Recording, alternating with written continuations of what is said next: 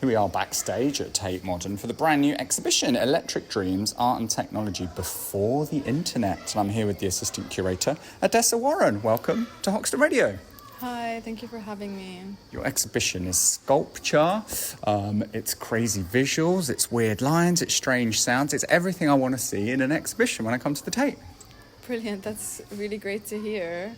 So the show really celebrates the early innovators of op, kinetic, programmed and digital art. So it includes over 70 artists from the early 50s to up until the early 90s, so just before the sort of widespread adoption of the internet. Prior to this time, I guess artists were using more traditional methods like sort of painting and sculpture. Here it's a lot of just technology-based things like motors making things whirrs, like lights sort of moving around spaces. It's a new form of art is created, maybe?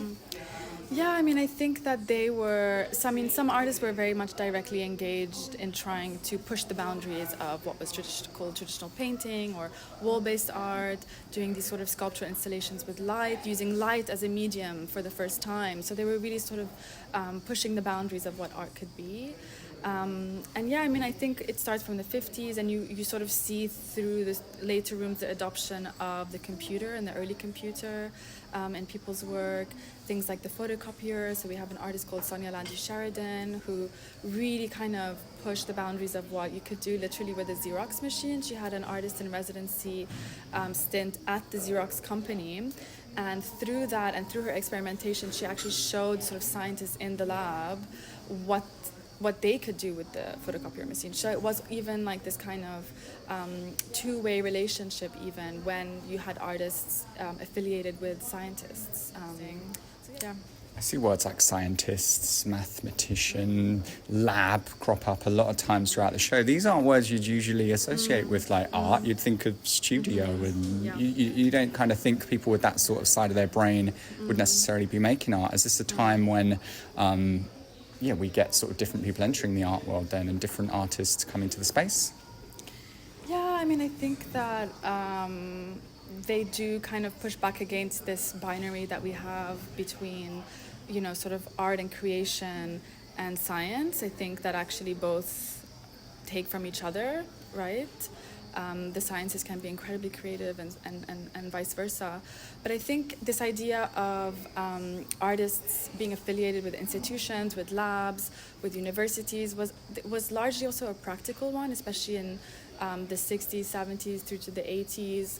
A lot of this technology was not commercially available, and if it was extortionately expensive. And especially sometimes you had computers that would like fill an entire room before the sort of advent of the personal computers. So a lot of the times artists kind of strategically and very knowingly entered into these relationships with big corporations or with institutions and universities for access, right, to be able to use these technologies.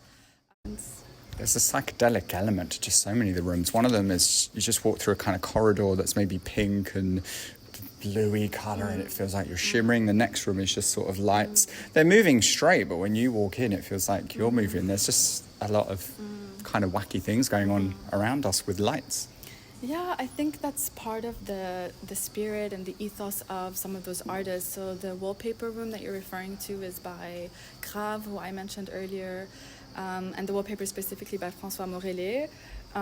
The light room in room 8 that comes right after it is by Carlos Cruz Diaz, a Venezuelan artist who really experimented with light theory and color to create these sensory optical illusions. What kind of connects their work is this idea of participation, which is at the basis of an immersive installation. So, we see all of these really Instagrammable, immersive rooms and experiments just getting really, really popular. This show actually brings the kind of art historical discourse and origin to those experiences. These artists were really interested in pushing the perception and also the experience of what an artwork could be using technology. And so the ethos is about participation, moving the the spectator away from this kind of passive reception of an artwork that you just view on a wall in a kind of sanitized gallery space, to actually something that you co-create through participating in the work. So this effect, what you feel, the kind of dizzying or seeing your shadow or seeing your body move with the light, that's all part of the work itself. And Grave, had a very sort of overtly political position, and their manifestos on the gallery wall text. It's called Assez de mystification, which in French means enough of the mystifications. They were really against this idea of the creative soul, genius as a subjective thing. They were against the elitism, what they perceived as the elitism of the art world, and that's why they went out into the streets and demanded that people participate, because they also saw that as a gateway to participating in society as a whole. They were very active during the 60s, which was a moment of really kind of heightened political and social movement in Paris at the time, right before 1968. So yeah, the show really offers that kind of historical context for these works. It's a fantastic view. Thank you very much for curating it, and good luck with the run. Thank you so much. Hope you all come and see it.